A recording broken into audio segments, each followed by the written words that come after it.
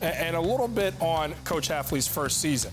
Boston College, 5 conference wins, the most since 2009. The Eagles played 9 straight games to start the season, faced the 2 top teams in the country in a span of 3 weeks.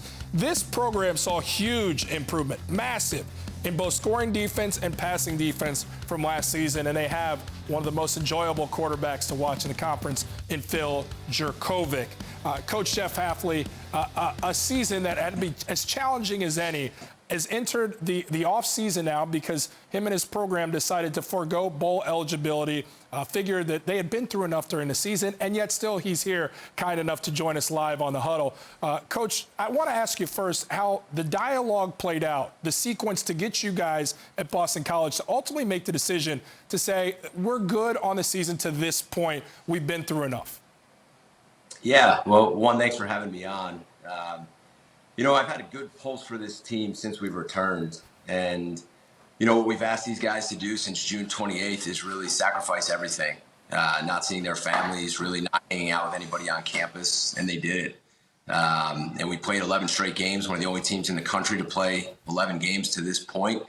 And when the season ended, I could tell we were a little bit drained in that last game of the season. I gave the guys a little bit of time.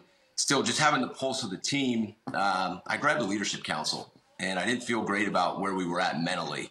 Mental health is really important to me, and to a lot of coaches, I know that it is. So I started conversations with them. I asked them where they were at, how they were feeling, and I brought them back the next day, and we continued to have a conversation. And I just got the feel from them like, they were worn out, and mentally they weren't in a great place. And for guys that have given me everything, I started to have a conversation. You guys want to go home and be with your families, spend the holidays with your families. And eventually they came to, and they told me that they did. And I told the guys, don't look at me as the head coach right now, because I know as a head coach, they were going to tell me, let's go play. And but I had to look deeper than that, and I did. And it was the right decision, a hard decision, but the right decision for our team right now. Coach Hafley, I agree with you 100% on that decision that you made, especially in a season like we've had with this COVID and all the things these guys have had to go through. My question for you is, obviously Pandora's box has opened up this season for teams opting out of bowl games and for a lot of players opting out of the season in the middle of the season. Do you think this trend will continue next year? And if it is a normal year and a non-COVID year, do you think teams will still opt out of bowls? Do you think kids will still opt out mid-season? I don't think teams will opt out. Ours certainly would not. Our kids wanted to play football. That's why we got to this point.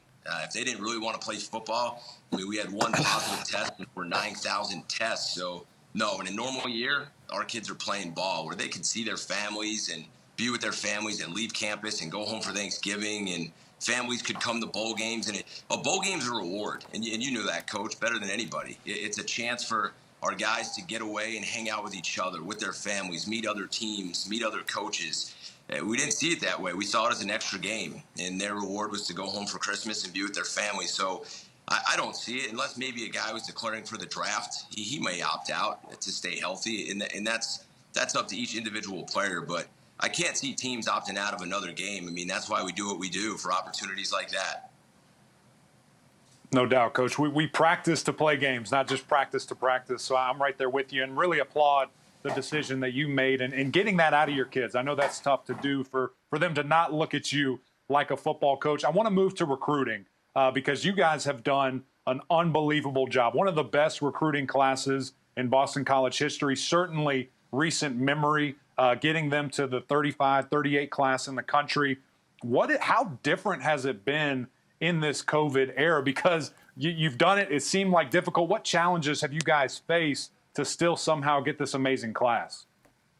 Well, yeah, it's been, as a first-year head coach getting here with COVID, I've yet to have one kid on campus in this class. I've yet to sit down in my office with any of these kids' parents and shake their hand and meet them. So it's bizarre. It's Zooms. It's stuff like this. And it's effort, and it's trying to get a relationship going over the computer or over the phone. And it's hard and it's crazy. In my first real class, I haven't even met all of them face to face.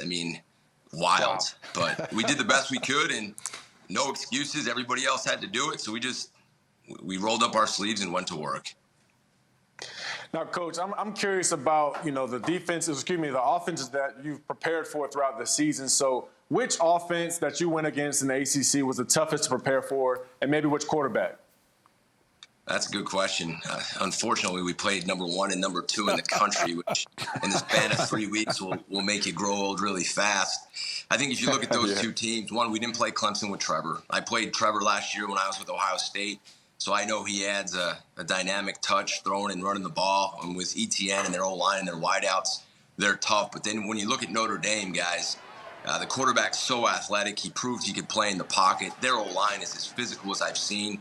I mean, even looking back last year, all the Big Ten teams we played, and then you add their tight ends. I mean, gosh, they got some NFL tight ends on the roster. And 23, the running back is dynamic. So I think it's going to be fun to watch in the playoffs. I hope both teams make it. They're two dynamic offenses with a bunch of firepower. So we tried to give them all we had there. You can see a little forced fumble, but didn't have quite enough this year. Well, Coach Jeff Hafley, all class, joining us a few times during this season here on the Huddle. Your season ends, and you're right back with us here. We truly appreciate the time. I know you stepped right into recruiting. Try and find some rest somewhere where we can get it. And also, a huge congratulations on behalf of everybody. 1 positive test there at Boston College during the entire season. A hat tip to you, my friend. Great stuff. Really appreciate you joining us. Thank you, guys. It's always a pleasure. I love the work you do, and thanks for making me feel welcome in my first year. I really appreciate that, and I look forward to the future. Wow. Like I said, class act, Coach Yes, Jeff sir. Hafley. Thank you so much.